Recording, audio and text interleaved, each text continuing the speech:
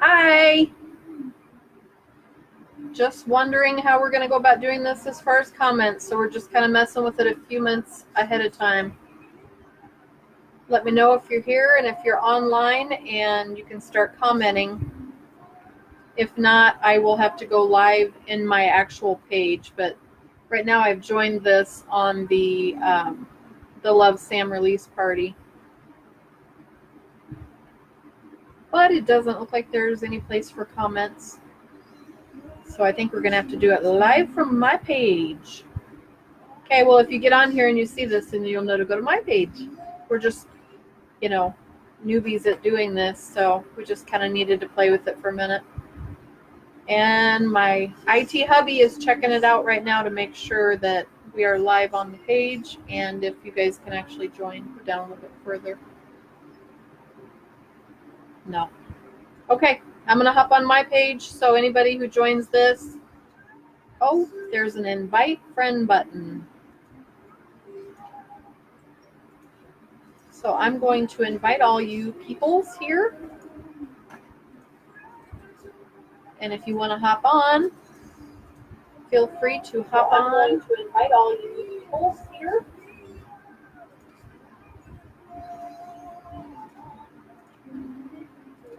We're just going to do it this way.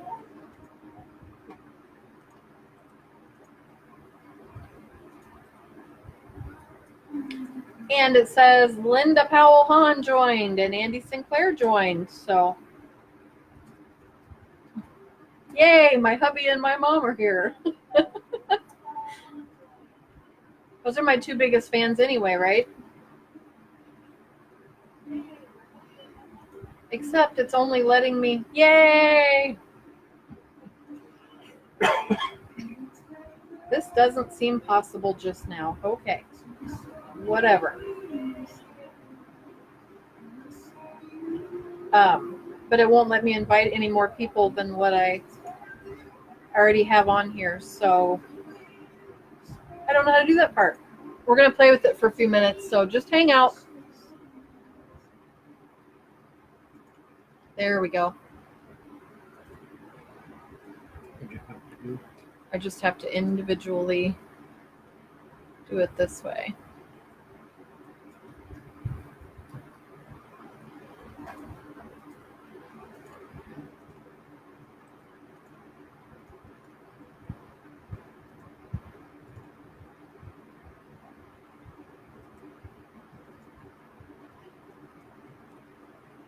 Okay, I'm just sending out quick invitations real quick. We can't do it from, it's impossible to do it the other way, so we have to do it this way. So I have to send them individually, and hopefully people will join this way.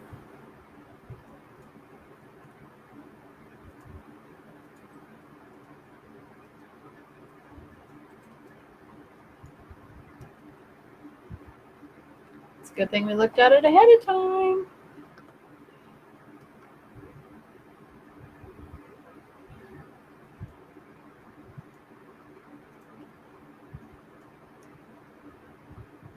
So anything you want to talk about while we're playing around?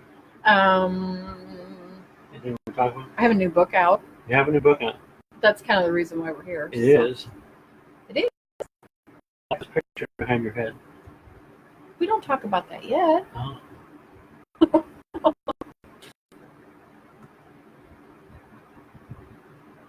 Hang on, I'm almost done. I'm up to the ends. So if there's anybody that wanted to join and you can't figure it out, send us a private message and we will make sure that we get you added.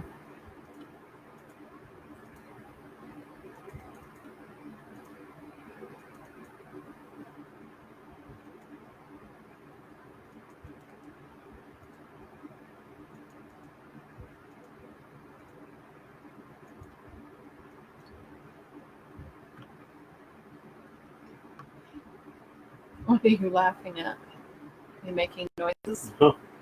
Faces? Okay. See, I can't see what he's doing over there because I'm paying attention to this, so You guys will have to let me know if he gets too rowdy. And we need to kick him off.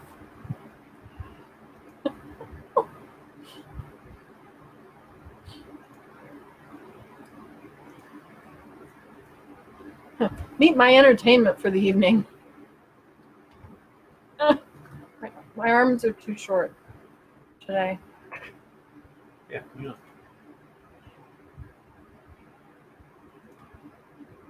I might want to invite that guy named Stephen St. Clair.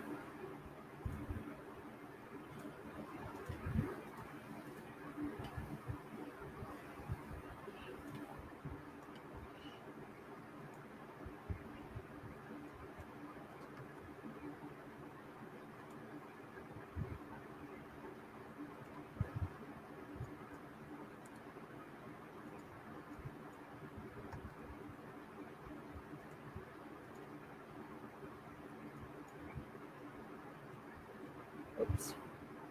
W. Almost got it.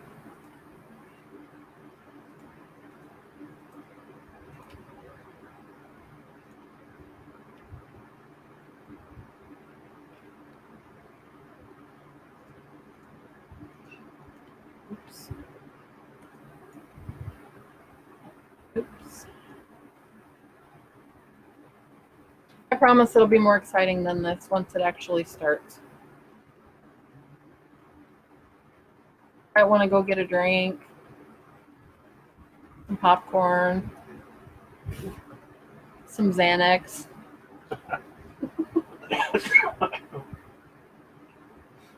Just in case you can't handle all the excitement.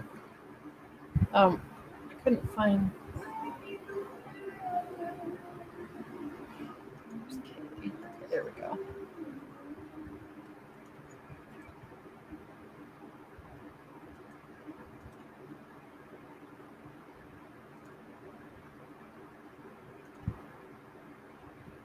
I didn't realize there's more people underneath here. Lots of good people. Yeah. Anybody else joining us yet? Fine.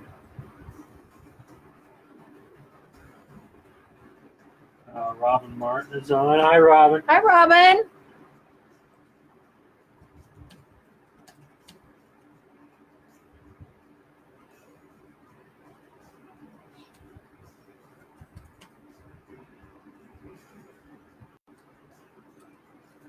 In case anybody wondered what we're doing, we're still setting this thing up and making sure that everybody can get on okay and make comments and stuff like that. So, and then we will start in approximately 3 minutes. All right, I think that's good.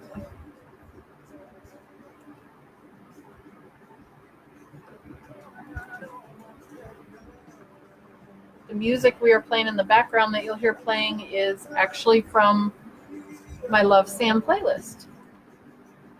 A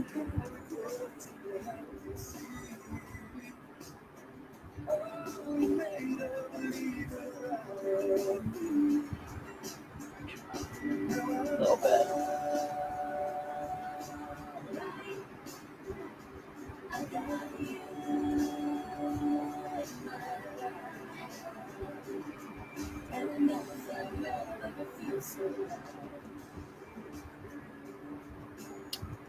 Okay. Let's take a tally and see who all's on.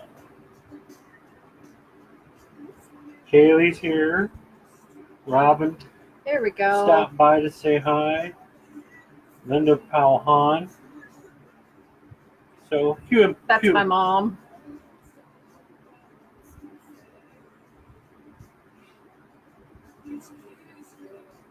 Did you say Kaylee was here? Yeah. Hi, Kaylee. Hi, Kaylee. So, Kaylee, how much have you read yet?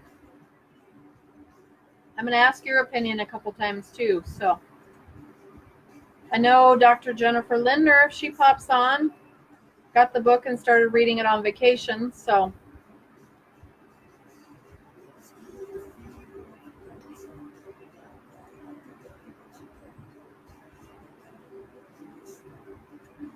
that's the only thing I can't see from my end is who all is on. So,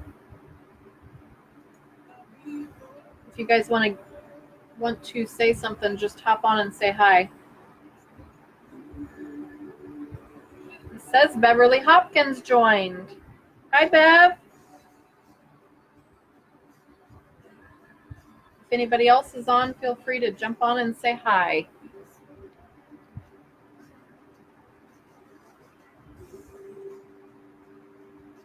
It says I can't like the post that says that you guys are on, so I'm not allowed to do that at this time. You don't like your own video? I can't like my own video.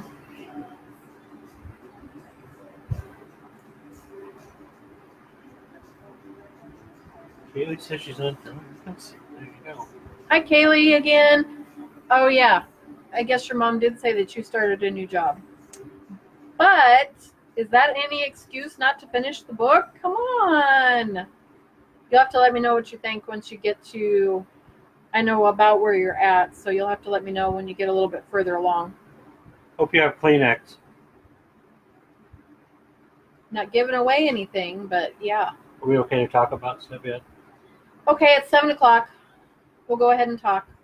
I'm going to basically be talking, and I have like a little PowerPoint thing that you guys can't see. I would like to have shared it with you, but I don't know how to share that.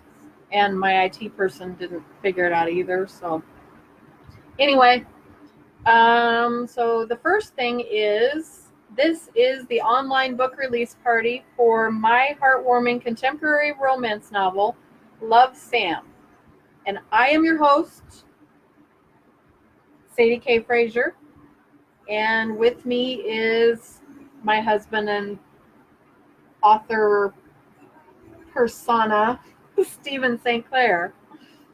You guys will not know us by that name, and I'll talk about that here in a little bit too and explain more about our pen names and why we chose them and everything like that. So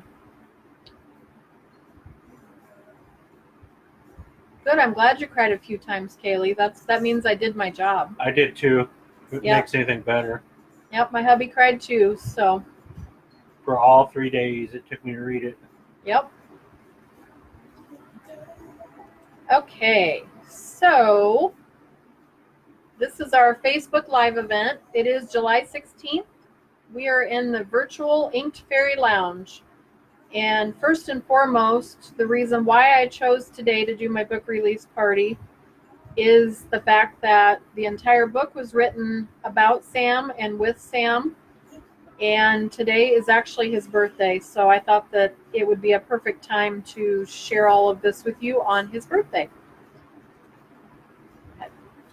So sit back and enjoy getting to know this lady and a little bit from me as she shares the story about Sam, the boy, the inspiration, and the muse for her recently released novel, Love, Sam. Okay, and also, I'm going to move out of the way a little bit. Does everybody like our new sign back there? I made that and put that up on our wall. Right now, our little area here that I actually sit like this a lot and do my writing. For some reason, this little area down here downstairs with candles lit is my little zen space for creativity. So we kind of got to talking about the podcast that he does, which we'll talk about in a minute also. Hi, Jen. Let me know if everybody can hear me okay too, or if we need to turn down the music, or if I need to talk louder. So just holler if you need anything or have any questions. Anyway, where was I? My sign. So we kind of named this the Inked Fairy Lounge. Hi, Amber.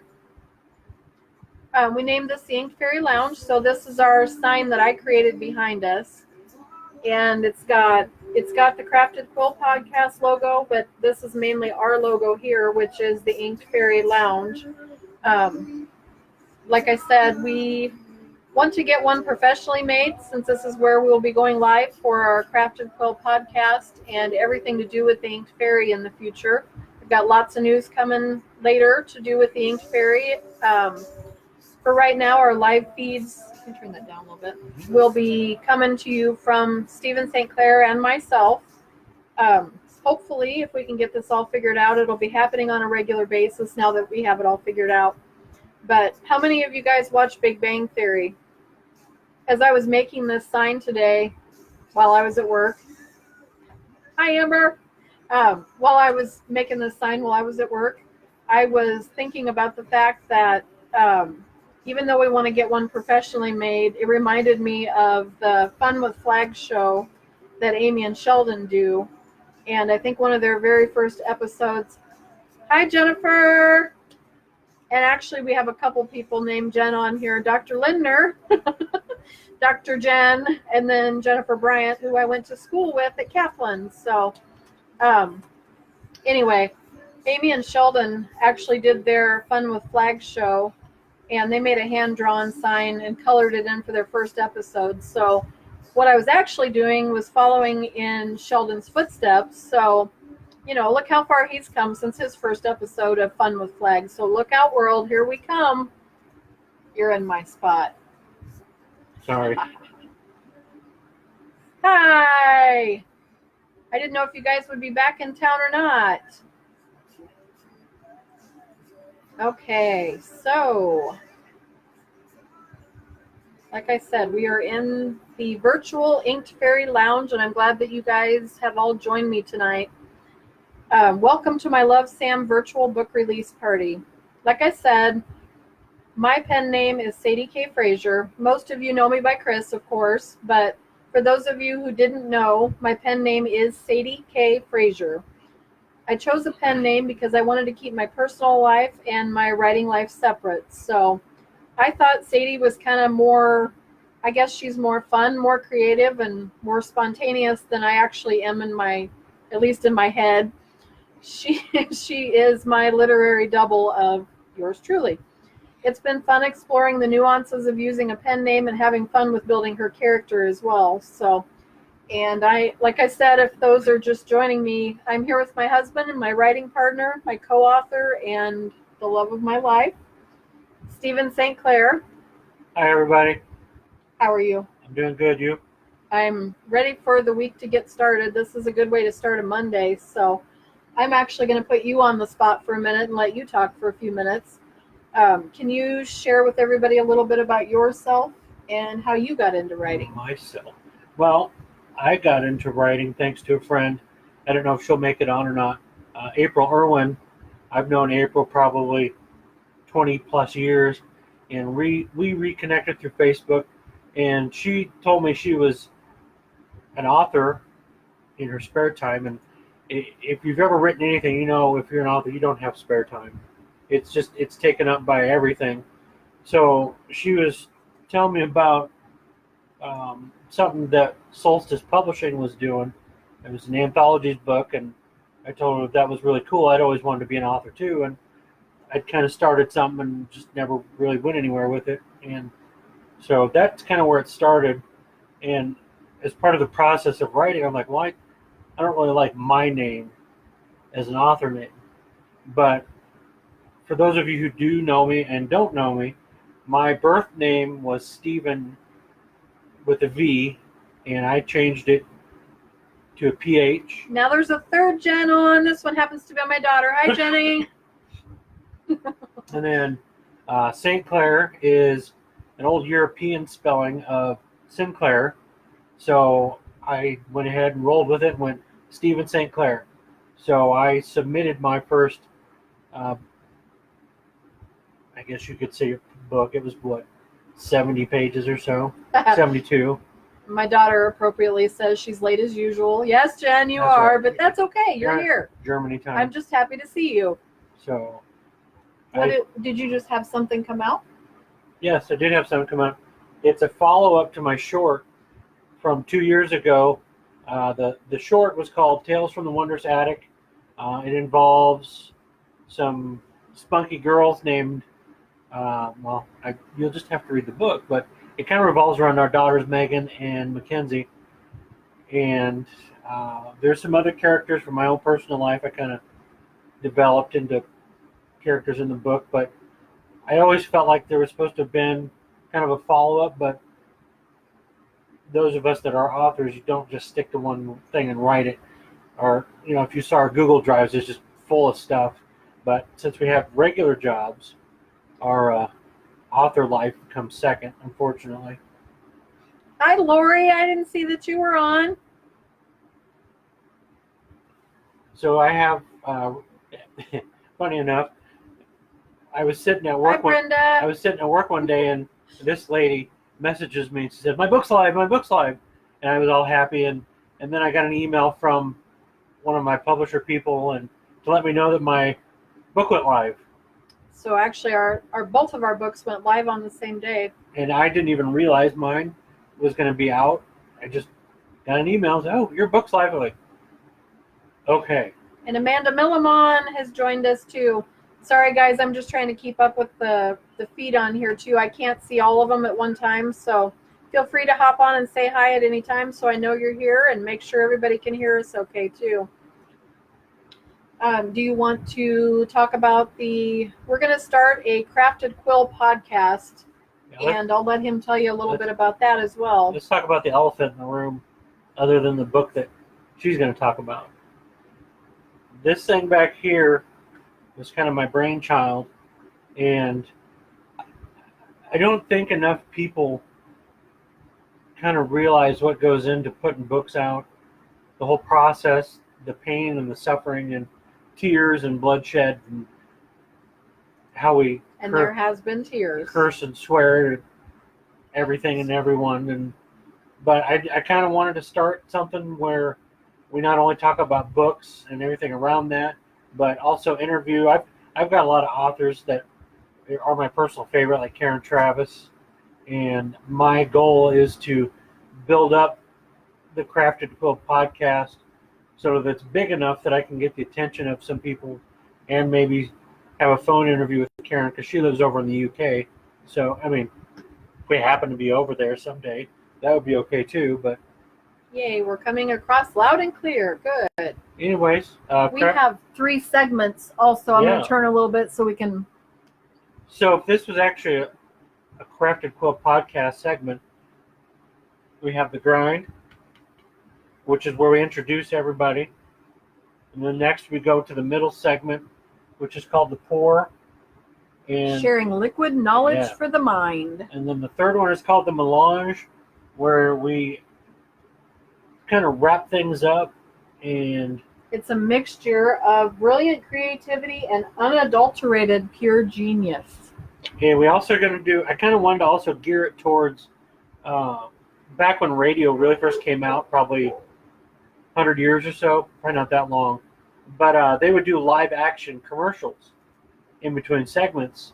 And if any of you listened to my first podcast back in February, I kind of did a commercial for Rachel Tamayo, one of our good author friends out of Texas. It was a real live podcast, but it was kind of practice. So when I get the equipment that I need, which is just really a couple things, we'll go back and kind of reinvent the wheel and chip away the edges and have fun with it. So hope everybody will stay tuned for that. And I'll interview probably this lady here, and have a good time. Awesome. Okay, so some of you might be wondering how we started writing in the first place and how we got into it. He already kind of mentioned his end of it, as far as having a friend that he talked to that talked him into doing a short story for an anthology. And on my end, I saw him do it and get excited about it, and I thought, I'll give it a try. Maybe I'll just write something quick. I've always liked to write my whole life. I used to write back in high school. Hi, Donna Danner. Happy to see you here too. Anyway, I used to write a lot in Mr. Smith's class. I'm hoping he'll hop on and say hi at some point on here.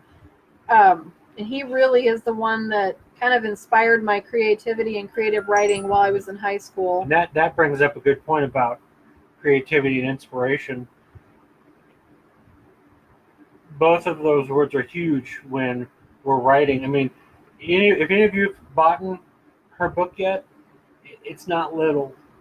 So there is some creativity by far and some inspiration that went into that book, as well as any book that you see on your local library shelf or Barnes and Noble, whatnot. Don't mind the fly that just landed on my nose. Those authors that wrote them were inspired, and like I talked to an English class last year. If any of you have ever heard of Diana Gabaldon, I hope most of you have.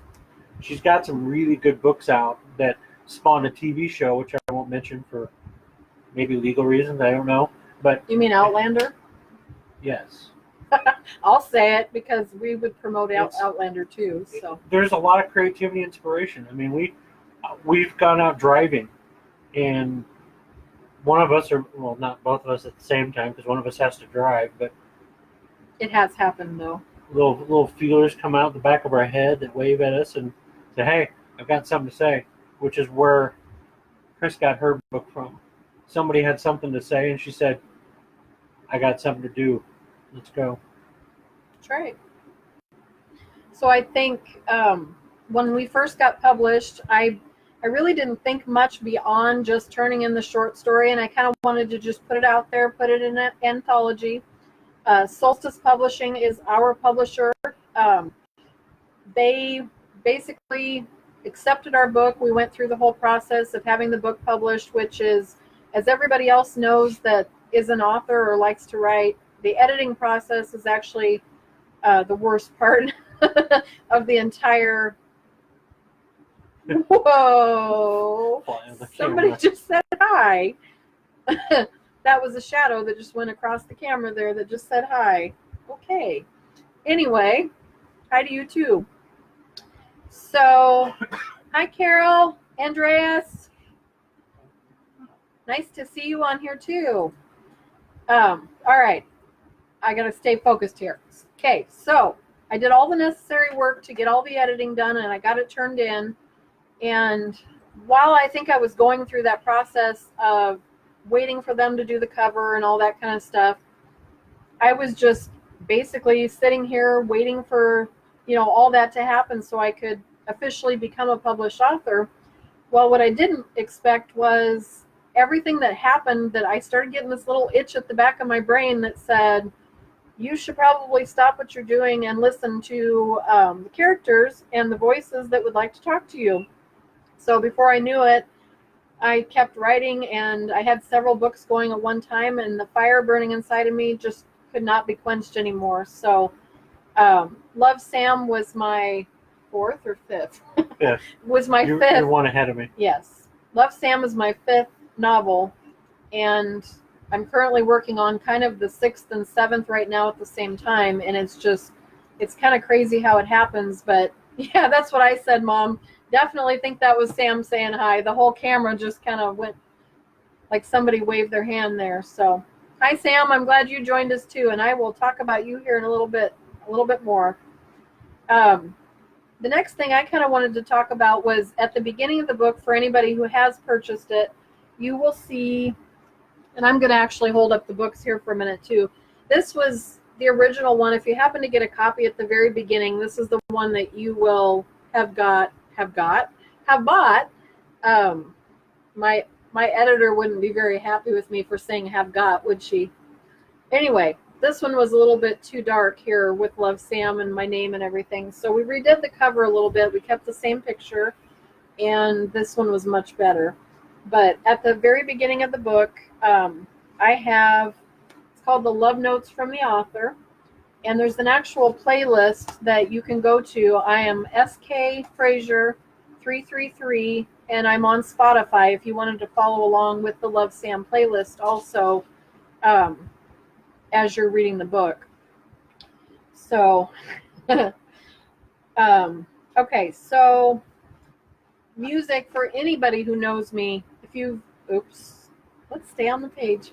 For anybody that knows me, you would know how important music has been my entire life. I've been playing the piano since I was probably 6 or 7 years old. And I've been singing for just as long. So music has always been an integral part of my life. So in writing this novel, the same music that guided my thoughts and filled the spaces where words just simply weren't enough. There's no way I could have written the things I did in this book without having that music playing and the inspiration behind it. So it became kind of a personal promise from me to Sam that true love does transcend all time. It goes beyond all logical reason and the limitless distance between this life and the ones yet to come. Is there anybody out there that's ever thought about writing anything? I'll give you guys kind of a minute to answer that question. I'm just going to pick your brains a little bit. Have you ever thought about getting into writing or writing music, anything like that? And if so, what genre, if you could throw all caution to the wind and just decide to get out there and throw a book out there like we did, what genre would you have written in? I'll just kind of wait for some answers.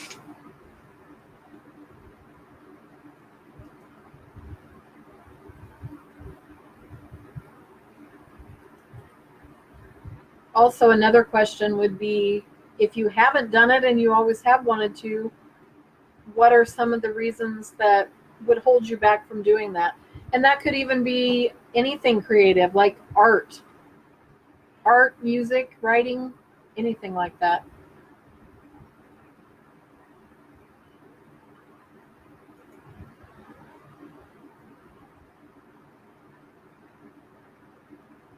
Bueller. Bueller. Anyone there? It is Monday. I know. Do we need to wake everybody up? Should we play some music?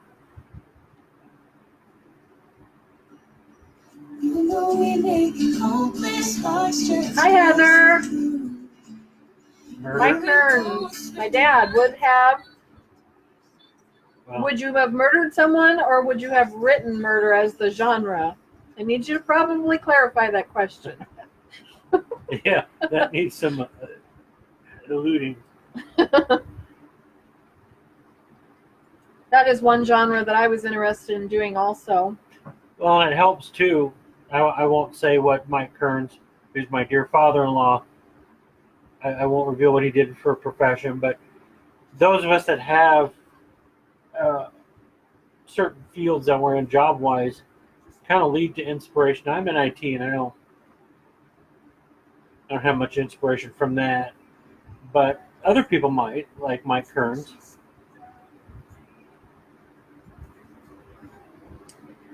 I think one of those things. No inspiration for my wood carving, except when I ran a chisel through my finger.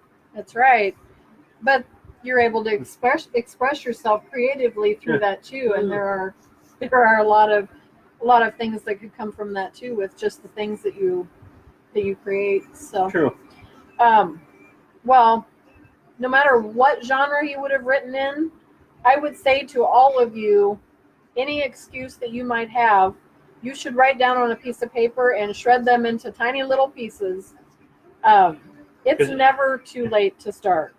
I'm almost 50 years old, and I'm just now figuring out what I want to do with my life. My main thing that I want to share through my messages in my book, and even through just being an inspiration to whoever I come across, is do what makes you happy. Do what feeds your soul. Don't make excuses. It's not worth it anymore to make excuses on the reasons why you're not able to do the things that really make you happy. So I say go for it, and I promise you that in the end it's completely worth it. It is a lot of hard work, and we're on here talking about my book and talking about writing and things like that, but anything that you have in your own life, this could apply to. Stop making excuses. Move forward. Be the best person you can be, and figure out what feeds your soul and what makes you happy. That is the main thing. That if I could share anything with you guys, that would be what it would be. So again, welcome to those who are just joining us. We're glad to have you all here. I'm glad that you guys took time out of your Monday night to sit down and talk to us. I guess inviting everybody here and wanting to talk to people in this form. This is something new to me. I am an outgoing person and I love to talk. I love to talk to my friends, my family, all that kind of stuff. I hate being on video. My husband, for 18 and a half years, has put cameras in front of me and put me on the spot, turned on the video camera and said, okay, honey, talk. Sometimes And I not. sit here, this is what I look like. Sometimes not in the best places either. Yeah, no, not always. And I just decided that because we're talking about my 50th birthday coming up next year also, I have made a personal promise to myself to come out of my shell and do the things I always wanted to do, and this would be one of them. I've always wanted to do a book release party. I've wanted to do a live video feed, and I finally just decided I don't care anymore. I want to share this with all of you guys. I want to do what makes me happy, and this is one of the things that feeds my soul, is being able to talk to you and share our stories with you guys so that you can get to know us. A lot of you know us just as people, but some of you knew me as apartment manager way back in the day, or as medical assistant as we were going through school, but I'm still the same person I always have been. I've just learned how to feed the things that make me happy as well now. So and also, you as the readers, the ones of you that are on here because you've read my book, you are what makes writing these novels worth it. Your excitement, your enthusiasm, your encouragement, they make me want to do more and to be more than I could have ever imagined I could be. Some of you, like I said, have known me for a very, very, very, very, very, very long time. And a lot of you I've just met recently through writing and through authorship. Either way, I treasure each and every memory that we've made along the way, and I hope that you'll continue to follow us, whether it be in our own life or through our podcast that we're going to get up and running here before long, and just kind of stay in touch with us and see where we go. Also, a side note, the Council Bluffs Public Library twice a year has author events. This past November, there were over probably 20 of us there. It's not so much an event just to sell the books. It's an inside look for you as the library patron and reader of books to come see the authors that write the books. Now, I have one book there. She has two books. I have two there. And we donated our copies, and it was just a good outlet for our books to get out. We're thinking of new ways to do it in a good way. We might get our stuff back on Barnes & Noble, and we have the option of putting it with Barnes & Noble on a physical shelf, but there's like a 3-month approval process, and there's some housekeeping things that need to be done with my books, so keep looking. Mike Kern says, food makes me happy. Should I write about cooking?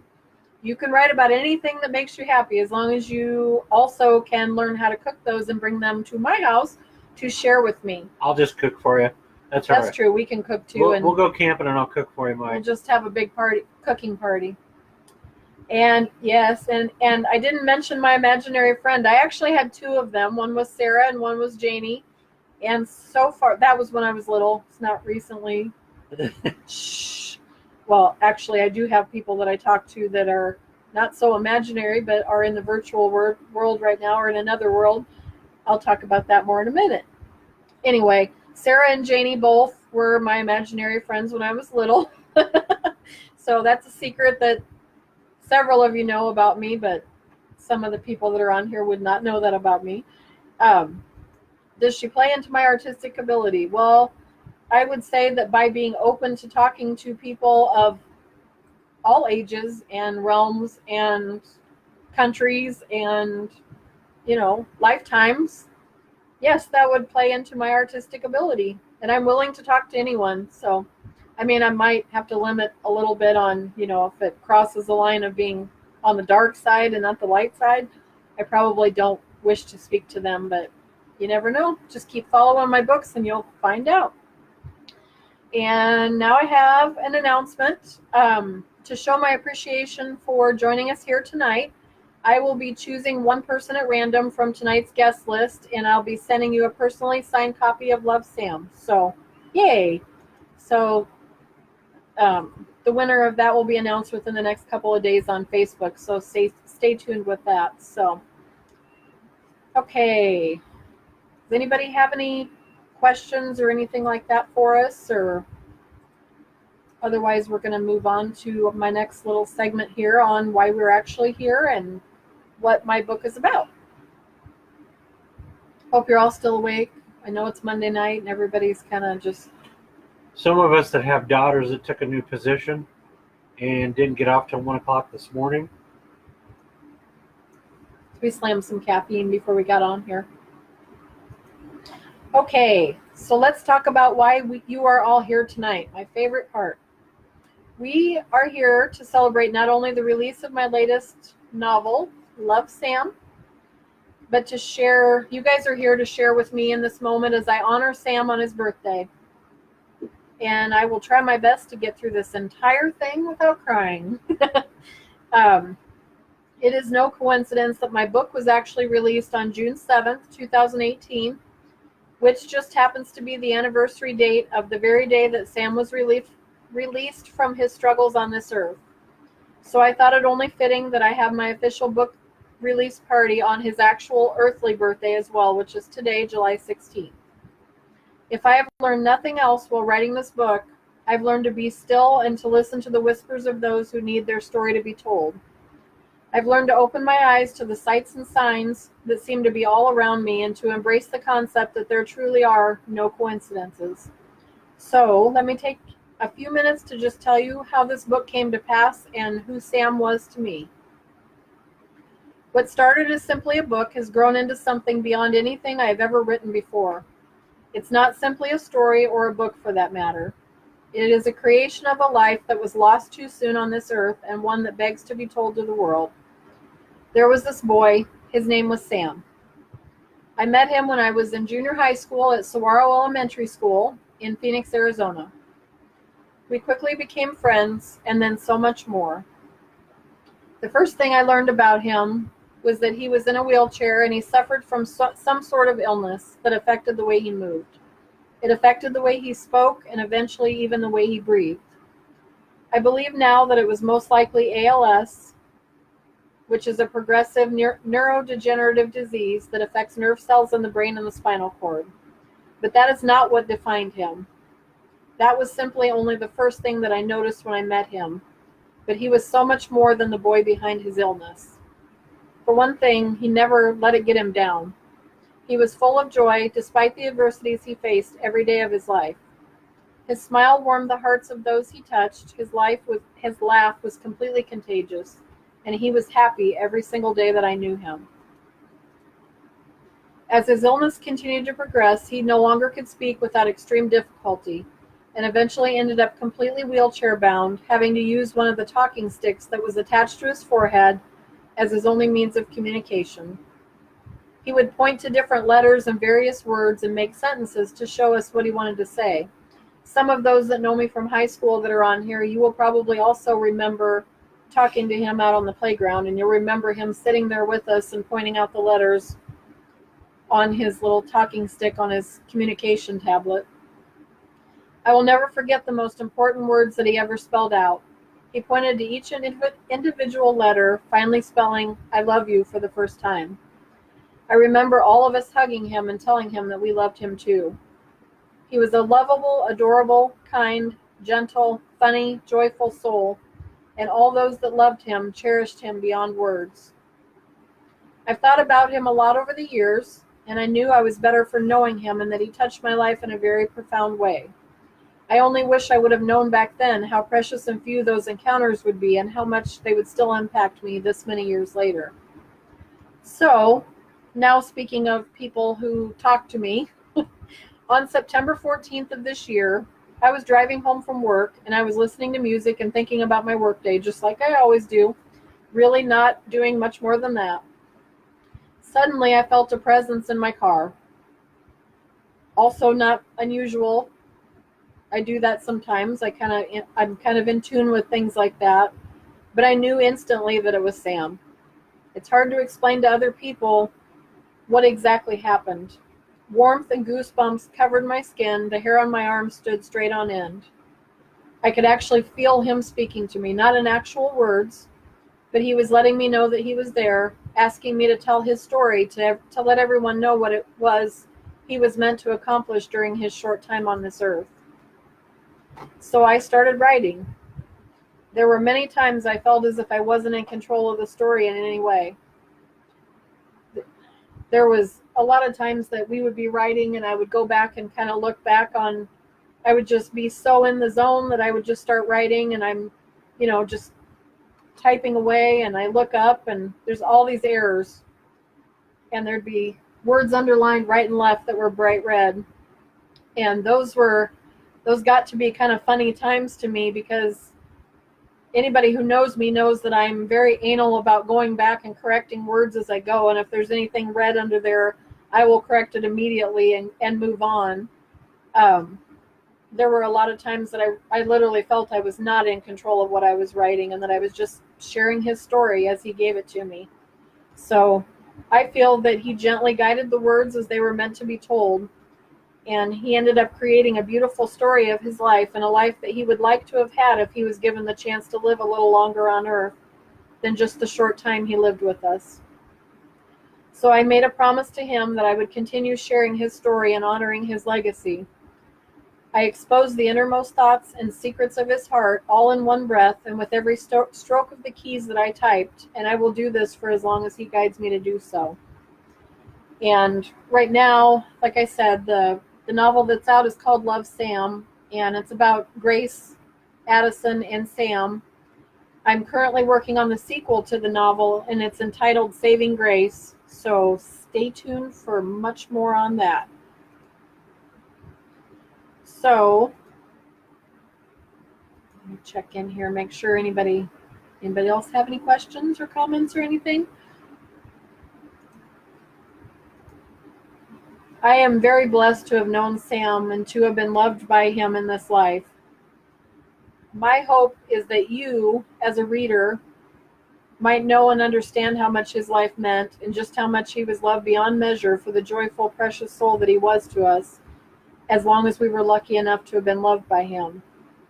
And like I said, it was no coincidence that this book was released on the very day that he was released from his struggles on earth. So it was the day that he finally cast all of his pain aside and bowed before God in humble adoration, knowing that he truly had been blessed despite the adversities he faced. So I think that he was up there celebrating with Jesus and dancing with him as he entered heaven's gates. And I think today that he's probably looking down and is pretty happy that we decided to do this on his birthday also. So, all right. Hi, Karina. So now that I've shared a piece of my entire heart with you guys, and you know that I poured my heart and soul into this one, let's play a little game and get to know you guys better too. Stop and think about all the books that you've read throughout your lifetime, and I want to know what your most favoritist book in the whole world is.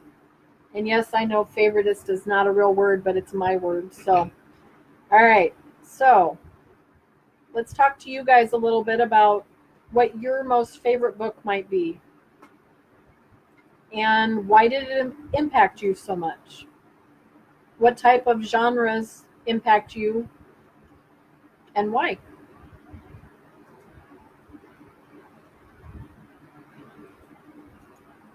And go.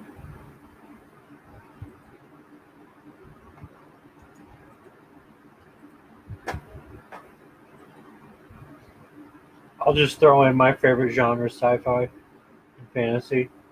Aw, thanks, Amber.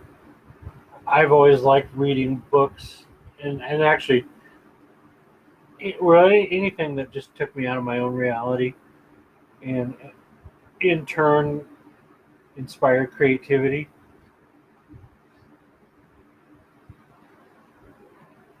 I definitely remember. What was the one we were just talking about the other day? Flowers from Algernon or Algernon. Do you guys remember that one? Of Mice and Men. Books like that we had to read while we were in school made big impacts on me. I kind of, just like our music genres, we're kind of all over the place. I like to read. The only thing I don't like to read is like straight up romance novels. I want a little bit of story, a little bit of drama, a little bit like Daniel Steele. Kindred Souls. Yeah. Or his book, it's got a little bit of everything mixed in.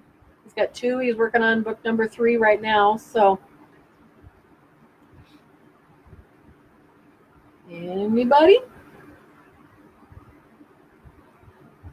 Or most especially, what's your favorite genre to write in?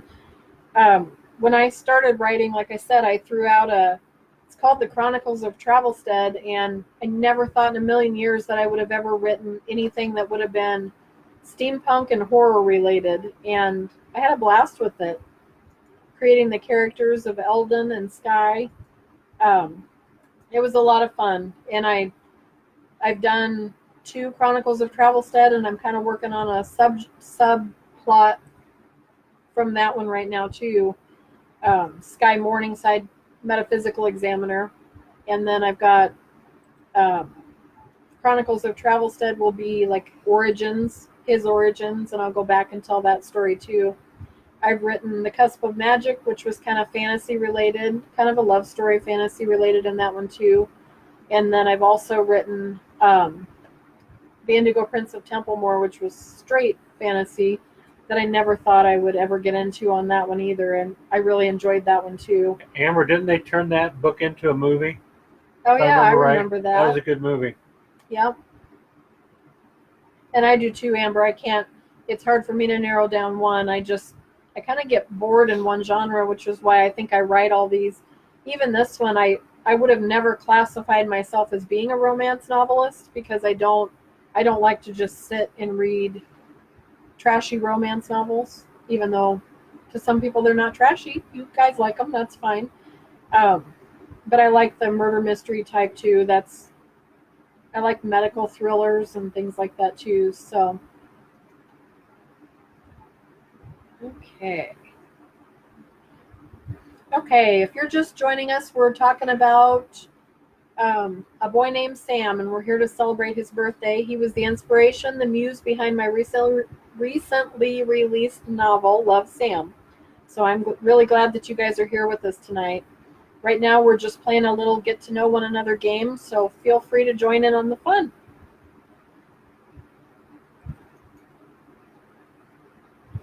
Jennifer Bryant loves all books too.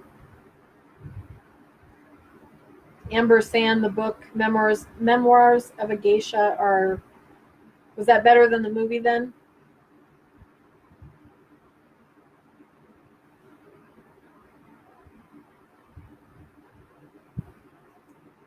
I think that kind of goes without saying, like all the Lord of the Rings books and the Outlander books. There's so many things in those books that obviously you got to think somebody had to read those books and pick out, okay, this is a script item, this is a script item. All those go to the movie. The rest of this doesn't go. Hi, Vicki. We are here just talking about books and what genres everybody likes as far as books, or if you have favorite books. Or here's another question too: what's your favorite book that you've ever read that has been made into a movie? Mike Kern says some of my favorite authors are John Lescourt, Lasqua. He's Francais. Puts me in San Francisco. And Gail Lins, who was my classmate. Okay, that's who I could never remember who it was. And she writes like murder mystery type too, doesn't she? This would be a whole lot easier if I could hear you guys too, and then we could just talk back and forth. It'd be one big Skype session. That's right. That'd be fun. We'll have to see if we can play with that. Maybe the IT person can get that figured out so we can have a big party that way. So. Or we'll just do it in a physical location. Yeah. Eat cake and. Oh yes, Jen. Outsiders. I read the book when I was little, and I've seen the movie also, and it's still one of my favorite movies to this day. Anybody read any books that got turned into movies that was let down? I read Ender's Game by Orson Scott Card back in the day, and I don't have anything against the actors. I think whoever wrote the book Hi, Ray. was way off. There's so many important parts that they left out Or in the Higgin. movie.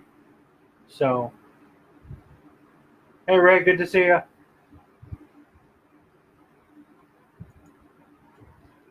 For anybody who doesn't know, I guess we might as well put him on the spot since he's joined us.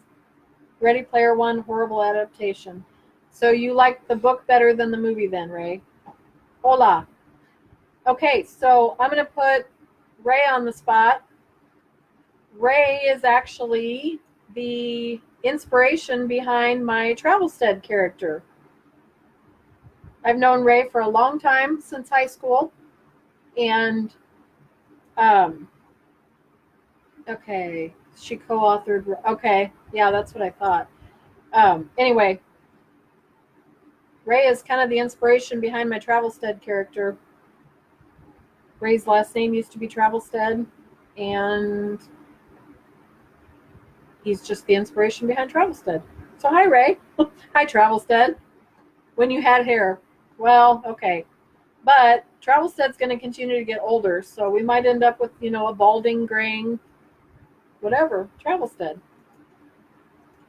Okay, so next question. Let's move on to another question. What is your favorite genre of music and why? That would be another one that would be absolutely impossible for me to choose. There was one time I went on a road trip with one of our doctors, and I popped in my CD, and I literally had everything from, I had Christian music at the beginning of it, I had a little Ozzy Osbourne in the middle of it, I had Metallica in there, I had, you name it, I had Country. everybody under the sun. Probably a little bit of country thrown in, and then at the end I had some like One Republic, pop music, stuff like that too. So it is really hard for me to stick to one genre. But that kind of leads us back to where I talked about as far as why I created that playlist also.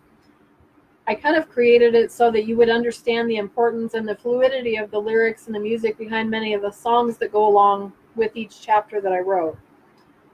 My readers are able to listen to the lyrics and know where my head was at the time I was writing. So I hope that if you go through the book, even if you don't have time to sit and pull up, for some people, I know, like my mom said, it was kind of distracting for her to listen to the music as she was reading. But I hope that you'll still follow me on Spotify. Again, that's SK Fraser 333. I hope you'll follow me on Spotify and kind of listen to the music too, and just see if you're able to kind of pick up on the vibe of the music and how it led me in certain directions for those chapters. Speaking of music, What? there's one particular song. Yes. Were you going to talk about that? I will a little bit. Hi, everybody. Hi, Brenda. Let me answer Jen's question too. Love all but Green Day and Linkin Park are two of my favorites. Yep, absolutely. Like I said, it's so hard. I listen to more of probably my kids' music than my own kids listen to. I find my daughter listening to, stop it. I mean, I am a One Direction fan. I'm sorry if I lose some followers and some friends over that, but my daughter started listening to One Direction when they were popular, and it kind of stuck. So sorry about that. Hope I didn't offend anybody, but anyway, one of the songs that was, is that a frown, Ray, or is that a disappointment in me? Backstreet Boys, absolutely, Jen. They're actually going to be touring, I heard, so we will be looking into that too. They're supposed to be coming out with some new music and then touring again. One of the songs that was a huge inspiration behind one of the chapters in the book is, okay, Ray, is, I apologize. It was called You Have Been Good is the name of the song. And basically it's a song that says, no matter what you've been through, no matter how difficult life can be, we all question God at times. We all question, our own sanity sometimes as far as how we made it through the things we've made it through in our life. But in the end, it's always okay. It's always going to be worth the journey, no matter what you go through. We've been through a lot in our own lives and made it through things that we never thought we could make it through. And whoever's directing that decision in your life, whoever you believe in, whatever your belief system is, doesn't matter so much as the fact that you hold on to that hope no matter what you're going through, and that the belief that you can make it through anything. So anyway, so You Have Been Good is the song that I chose for one of the most difficult scenes in the whole book, and it's written by Scott Crepane. He's a Christian artist that when we were going through a lot of difficult times in our own life, we listened to Scott Crepane a lot, and it's just a song that has meant a lot to me throughout the years. As I was writing this, I happened to run across the song again and listen to the lyrics, and realized how important it was to the song, to the, like I said, some of the scenes that were in the book. So I reached out to him through his website and sent him just a random email as a person saying, hey, I'm from Iowa and I wrote a book. Would you mind if I used your lyrics? And within probably 24 hours, I got a personal email back from him that said, I don't have control over that, but I would love for you to be able to use the lyrics in your book. Here is who you need to contact to ask. So he gave me the name and address of who I needed to call, made a couple phone calls. They basically responded back within, a couple days, I think, and said I had to go fill out a couple forms and things like that. But anyway, I ended up with permission, long story short, I ended up with permission to use the lyrics to the song.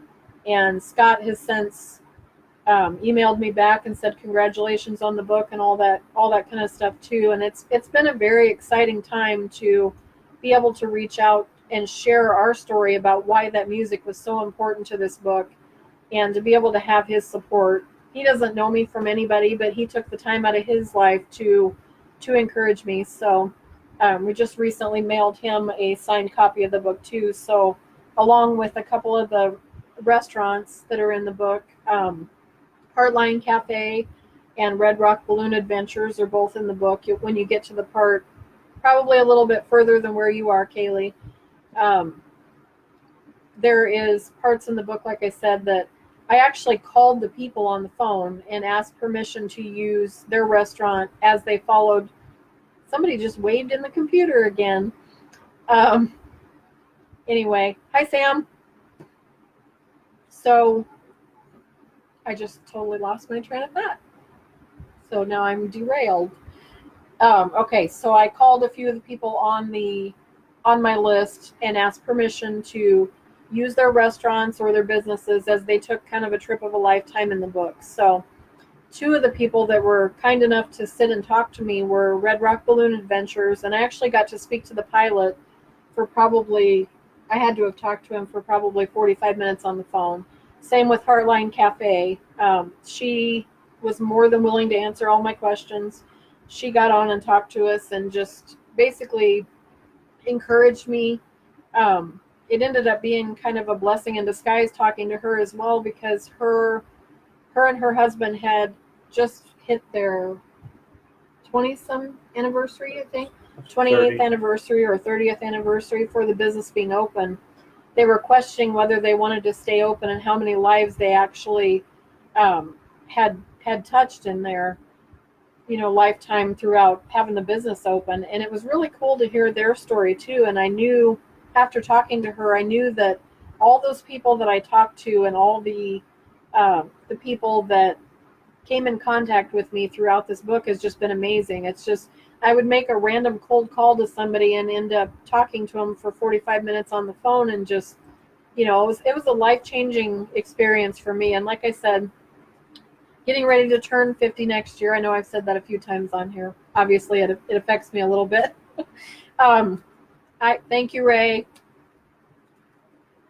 It means a lot to me to be able to reach out and do things like this. This is not it's not an easy thing for me to sit in front of a camera and just talk. It's not something I've ever enjoyed doing, and I'm getting used to it now that somebody likes to put the camera in front of me all the time and puts me on the spot. But it's something I want to do more, because I feel like by sharing our story, even if it's just one person, at least that, you know, we're able to share our story and say, hey, this hasn't always been easy. This is not, there's no perfect way to do it. There's no way of perfection here. It's difficult. It's hard. We've missed out on sleep, and it's so worth it. I'll add to that too. My first two big, I don't want to say big because her books are big, but my first two big boy novels, as I call them, both Kindred Souls books. I'm Scottish in descent, and I wrote adult Scottish historical novels. And when the author event, as I mentioned earlier, came to be, I thought, why not wear my kilt to represent the book? Because a lot of the authors at the events have props and whatnot, and I thought, well, I'll just be an actual prop. So I walked around the library in my kilt, and a lot of people, obviously, that haven't seen it, kind of gave me a sideways glance. And the last author event in November, this older gentleman came up to me, probably within like 2 feet, and said, "Are you the Scotsman?" And I kind of looked at him for a minute, and I smiled and said, yes, I am. He smiled and walked away. So by wearing my kilt, obviously it represented my books, but it's who I am on the inside. Like my lovely wife here was saying about her music, and friends like Ray that she grew up with, they all represent her. They all come out in her books, her writings, our late night discussions when we'll be laying in bed and we'll look at each other and we're like, are you seriously going to talk about this right now? It's 2:00 in the morning. I'd really like to go to bed because we have to work tomorrow, but that's when our ideas come out. One of the cool things about this book too is that, like I said, for those that missed that part, my friend Sam that I knew, this is all based off of this book, when I started first having things come to me where I felt like when he would first come to me and he would share ideas with me, it wasn't like somebody was standing there talking to me. It was just a feeling that I got, like it just came over me. I felt like he was right there with me sharing this information. I would have to stop what I was doing, whether I was driving. Texting and driving is wrong, people. I'm telling you that right now. Do not pick up your phone and text and drive. However, I pulled over to the side of the road. I lied. I didn't. I picked up my phone and I would put it in my notes as I was driving, but I used text to speak, and then I would get home and put it on the computer. Anyway, so during those times, it was just like, you know, a wave of warmth would come over me, and I would have to stop where I was at, and I would just write all these ideas down.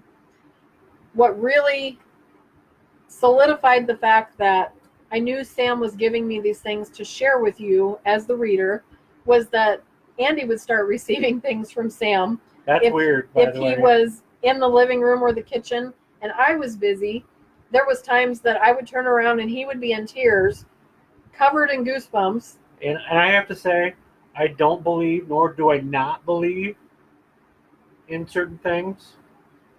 But to stand there and just all of a sudden feel like someone took over the manual shifter of your brain, it's kind of weird. But it was good stuff. It's a very cool experience to be able to keep yourself open enough to be able to feel that too. And the funny thing is, a lot of my ideas for some reason have been in my car as well. So there's been times I would pull into the driveway and I would park in my spot, and then all of a sudden these ideas would come to me before I'd ever come to the house. Well, after the book came out and we were talking about the sequel, my mom pulled up to pick up Mackenzie, our daughter, one day. She pulled into my spot and was waiting for Kenzie, and I was gone. And all of a sudden, my mom started texting me and saying, hey, do you think you could do this in the book? Do you think you could do this in the book? I said, where are you at? So I'm parked in your driveway in your spot. I thought it was a funny thing that because it seemed to be the vesicle of whoever was in our driveway in that spot was also receiving messages. So it was kind of a fun thing. But I definitely am not done with what I'm writing, and we'll be moving on to writing Saving Grace. So, hi, Dania. Haven't talked to you for a long time either. Okay, does anybody have any questions or anything like that? Now is our time just to kind of talk and ask us questions. I'm pretty much done with everything that I had planned to talk about. So if you want to know more about the book, if you want to know more about us or anything, if anybody missed anything and wants to know more about the book, or like I said, anything about us as writers, feel free to hop on and start asking some questions.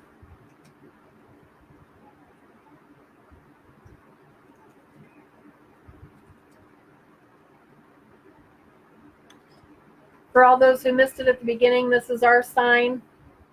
It says the Inked Fairy Lounge. This is our little inspiration spot too. We've got behind me, that's the other side. Behind me on the other side here, we have pictures of Ireland and Scotland and some of the things that inspire us to write. I have, if I could turn my computer around, we have on the other side is it's a Star Wars wall wrap. So, and my son likes Star Wars, so his entire side of the room over there has Star Wars everything. So we kind of have bits and pieces of inspiration all around us, but we kind of named this the Inked Fairy Lounge, and this is where we'll be doing the Crafted Quill podcast. We've done, I'll let you talk about that a little bit again. We've done one round of the Crafted Quill podcast, and we'll be doing some more here shortly. So, Yep. It's going to be about books, the authors that write them, and everything in between. And it's going to be fun. It was fun when I did the first episode back, I want to say, end of January, early February. But we actually did an author interview with a lady named Rachel Tamayo out of Texas, who actually has her own publishing company, which it slipped my mind. I'm sorry. Foster Embry. Foster Embry. I was going to say it backward. I said it the other way, but anyways, that's kind of the plan, to interview authors like the lady next to me and other authors out there in the world, and also kind of put the spotlight on them, because we stay up. It's very common for her and I to stay up till 1, 2, 3 o'clock in the morning, and she will tell you I can't stay sitting for very long. I have a hard time. You know what, gets really numb after a while. So I'll get up. I'm a hungry writer. We were writing the other night, and I looked over at her and said, "Man, I'm hungry for oven fry." And it was like midnight. It's probably midnight, It's 1 midnight, o'clock 1 in the o'clock, morning. and she goes, "Yeah, that sounds good." So if any of you know anybody that sells oven fry at midnight here in town, you let me know. I'll go buy some chicken, because I'm a hungry writer. But now, in all honesty, that's just a side venture to be an author. I like to talk a little bit, and now that we're both A little authors, bit. hey, I'm gonna pay you to shut up. It's all fun, and we would like to turn this into more of a career, and we've got Definitely. other plans we can't talk about, top secret. So But we'll share them with you within the next year. or less. Thanks, Amber. It was not a hard decision to decide to do it on Sam's birthday today, so it made it a little bit easier. And as we got started with the podcast, I kind of relaxed a little bit, and this has been a good thing to kind of open up and branch out a little bit to talk to people this way. So it's been a good thing. So Ray Iddings Ray Iddings wants to know who my favorite boyfriend, TV producer, and director was. That may or may not have been Ray Iddings back in the day. Actually, it would have been. Was or is? Was or is Ray still? We can't talk about that on here. Sorry, this is probably G. Oh, I agree. For my podcast days, consistency, got to do it consistently. That's what's hard. Exactly. And to answer the rest of your question there, Ray, we both work full time, obviously, and usually we write on Friday nights. So our typical routine is to get everything else done that we need to do on Fridays. We don't go get groceries. We don't do anything other than we get set for writing mode on Friday nights, as long as nothing else has come up. we tend to go get, our routine is to go get either Scooters or Starbucks or something like that. We get highly caffeinated. Well, someone then- does.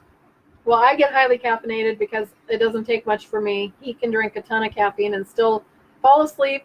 Last week, I look over while he's writing. Hi, Janine. I look over while he's writing after he's had like 2 or 3 forms of caffeine, and his face is completely on the table and he's snoring. So I just kind of put my headphones on and I move on. I will say, though, that is in no way reference to the quality or quantity of what I'm writing. He wakes up and picks back up where he left off. My I'm brain sure, decided to check out, go somewhere else for a while. That's right. But anyway, so it's not anything unusual on Friday nights for us to, like I said, we start by probably 6 or 7 o'clock, and then it's not anything for us to write till 3 or 4 o'clock in the morning sometimes. And then we're up and at it Saturday. There are times we write on Friday night and Saturday night both. I was doing some proofreading for our publishing company, which I'm no longer doing because I could not. I was basically the only person holding myself back from writing and doing all these other things. So I just kind of narrowed down what I need to do and what I have to do, and then the rest of that, we just kind of. There are times we write 8 or 9 hours on the weekend each of those nights, so I feel like we get in almost a part-time job with writing. So. And sometimes we don't write. We just can't. Yep. I've gotten up many a times and like, I can't do it. Yep. Let's watch a movie. There's times one of us wants to do it, and it helps, I think, that we both write together because the other person understands what we're going through. And there are times that I have said, we've got to write. I absolutely can't do anything else until I get this out. I have to do that. So, and then there's other times like these past few weeks, I actually had a very bad case of poison ivy and was covered from here to my knees, and I couldn't write. There's no way. Besides the distraction of itching, I just couldn't do it. And if he feels the need to write or the inspiration hits him, then he goes for it, and I'll find something else to do. Otherwise, it's kind of beneficial when we write at the same time because we're able to put on music in our headphones. The kids know when we write, those are times that aren't usually family time and things like that. So I don't know. That's how we do it. And I honestly would like to do this full time at some point. It's going to take us a long time to get there, but I do believe it will happen someday. And I'm just kind of waiting for that day that we can kind of spread our wings and expand some of the other things we want to do with publishing and things like that too. So like I said, we'll share more about that kind of stuff in the future too. So anybody else want to ask any questions? Who all's still with us? And are you bored out of your minds yet? Because anybody who knows, either one of us knows that we could probably sit here and talk all night. So you guys interact with us too and just let us know. Otherwise, you can find me on Amazon. Like I explained to people earlier, my pen name is actually Sadie K. Frazier. Sadie was my great-grandma's name was Sarah Elizabeth, and they called her Sadie. So that's where Sadie came from for my first name. The initial K is obviously my name. And then Frazier is just a good Celtic name, and I loved it. So that's where Sadie K. Frazier came from. Amber, you don't think I talk a lot? Amber's known me for a long time, too. And I miss our days when you would come into the apartment complex and sit there and talk to me. We wouldn't see each other for a long time, and then she'd come in and sit down, and we would both talk for as long as we possibly could. So anyway, you can find me. I have an author page on Amazon, and it's under Sadie K. Frazier. Andy also has one on Amazon, and you can look him up under Stephen St. Clair. It's ST period and then Clair, CLAIR. There is another guy with that same name, though. Yeah. If I had known that ahead of time, I'd have added an initial or something, but okay. Mine are better anyways. I haven't found anybody else named Sadie K. Frazier yet, so. Okay, so if you go to Amazon, you can look up Sadie K. Frazier, and you can click on the, it'll list my books, and then there should be like a blue colored link with my name attached to it. It'll take you to my Amazon author page, and it'll list all my other books that I have out for sale also. I have The Chronicles of Travelstead came out in October of last year, and I don't remember all the dates when all these came out, but that one is out on Kindle, but they're getting ready to republish that one and put it in print also, I believe. So I'm picking a new cover on that one, and then that one will be available also. Like I said, for those that weren't on at the time, I also have the second Chronicles of Travelstead out, which is Mount Crucieris Asylum. And that one came out, actually Chronicles came out 2 years ago. And then Mount Crucieris Asylum came out last October, November.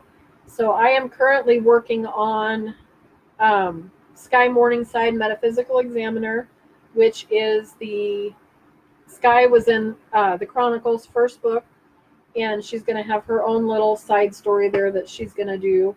I am going to be working on Origins, which is the Chronicles of Travelstead book 3, and that means Mr. Travelstead and I will have to be speaking at some point so that we can get on and decide where all we're going to go with that. Because I need to know, where has Travelstead been? Why did he end up from another realm, and how did he get on there how did he get there in the first place? And we'll just have to do some talking there to see where Travelstead wants to go. So, hi, Paul.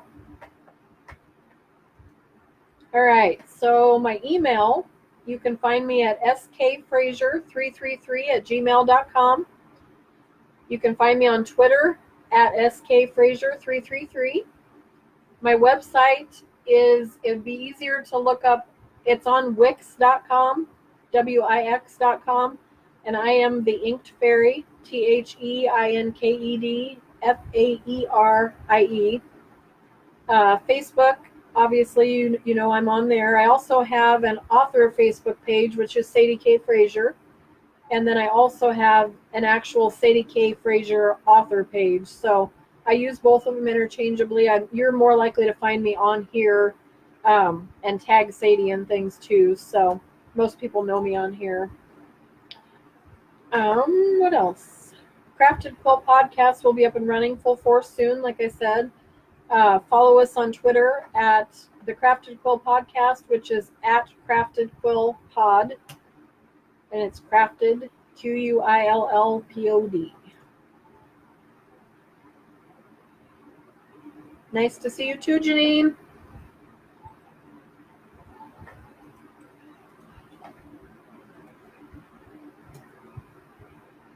Anything else? You want to talk about any of your books? Oh, it's my turn? I'll be quiet and let him talk about. I want to know a little bit more about Kindred Souls. Kindred Souls, the first book, Voyage of the Scotsman. I don't even know where that came from, really. I've just, obviously there's a show out there that I mentioned earlier, and then Outlander. What she said. And then See you, Ray. another show. Thanks for stopping, Ray. Another show with Tom Cruise, The Last Samurai, I think is what it's called. I have a lot of influences in that, and shortly after I wrote the first one, I kind of got into genealogy a little bit, and that was one of those too. It's kind of like being hungry for something specific. You just know that's what you want. I knew that I had Scottish blood before I even typed in Ancestry.com. I just knew. I felt it. So when I was writing Kindred Souls, and I'm sure I'll look back in 10 years and go, man, I was really horrible back then. But not really. It just, it was a progressional plot that once I got done, I realized I was reading my own book, and I said, I completely forgot about something particular. If you haven't read it, I won't ruin it, but I made a mistake in the first book, which actually led to the second book. And then after the second book, Trials of a Scotsman, I kind of felt like my people were hanging on the cliff. And I said, let's just write one more and be done. And I truly believe that after my third one that I'm working on now, I will be done with that, unfortunately, because we get, as authors, we get attached to our characters, kind of like when I wrote Tales from the Wondrous Attic, which is the first one, and then the second one is Reflections of Reality, book 2 of Tales from the Wondrous Attic. Our daughters, Megan and Mackenzie, are in that book, and obviously I'm attached to them, but that's actually what made the book for me, I think, is visualizing our daughters in the book, knowing their different personas, their quirks, their, like, I really don't like you right now kind of attitude in the book, and that's just the way it is. But it's true to life. It is true to life. We love our kids, but sometimes it's like, anybody who has a teenager knows how true to life that is. But we really love writing our books, and anybody who's got a story to tell or has a really good imagination, chat either one of us up. We'll help you. She's really good at, like she said, she used to be a proofreader, so I'm not the best. Hi, Nick. I'm not the best at punctuation and whatnot, and she quite often goes, "Honey, you can't put that semicolon there." In your defense, we learned a lot. Love, Sam was my first official self-published one.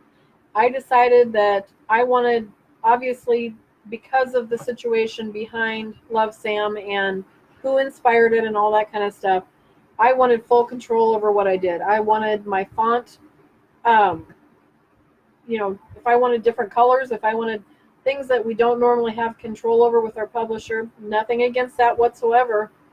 I just wanted to have complete control over it, to be able to say, this is how I want to do it. This is how I want it to read. This is how I want it to flow.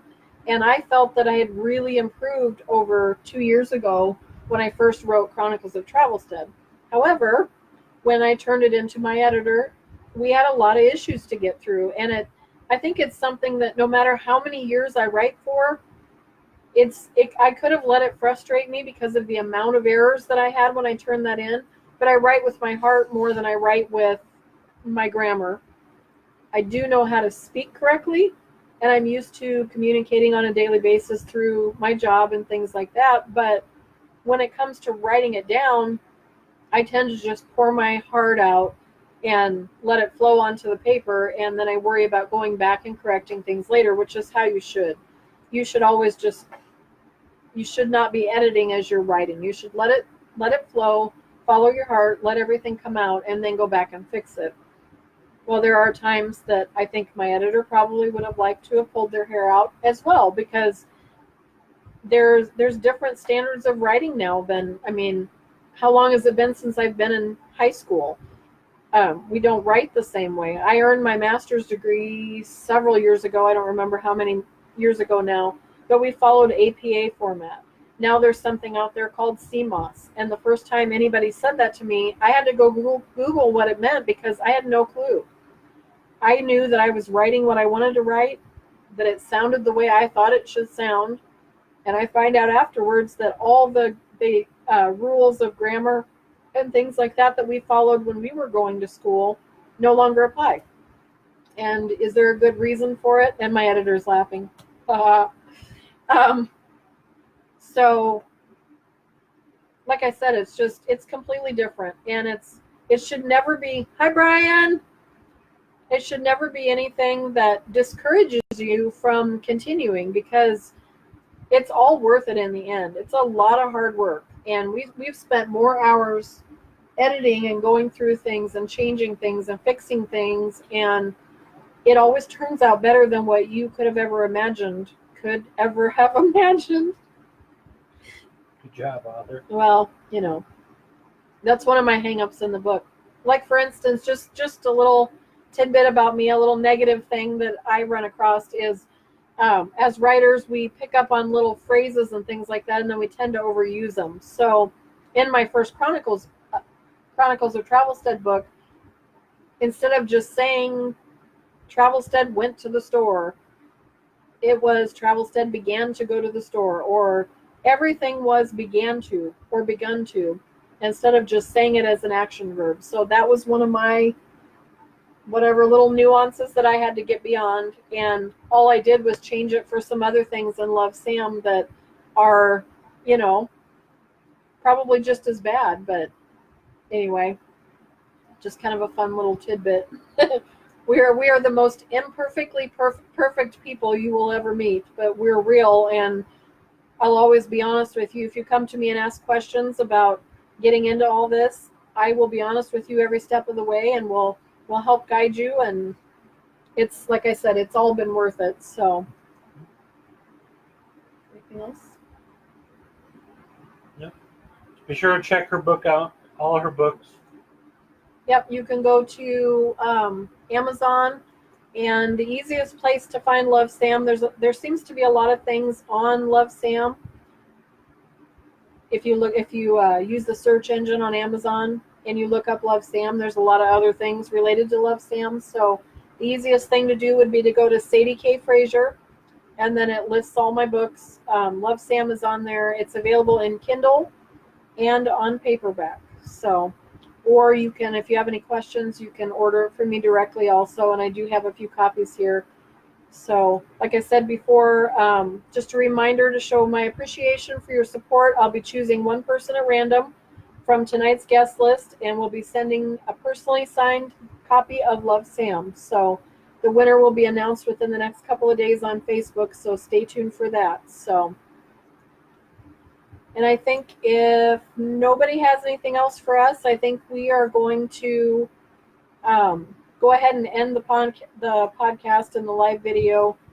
I think we pretty much covered everything. We weren't sure how much time we would need, so anybody who's just joining us now can go back, and as soon as I hit end live video, I'll post this on my page as well as the online Love Sam release party book, and then you can watch it from beginning to end. So thanks everybody for joining us tonight.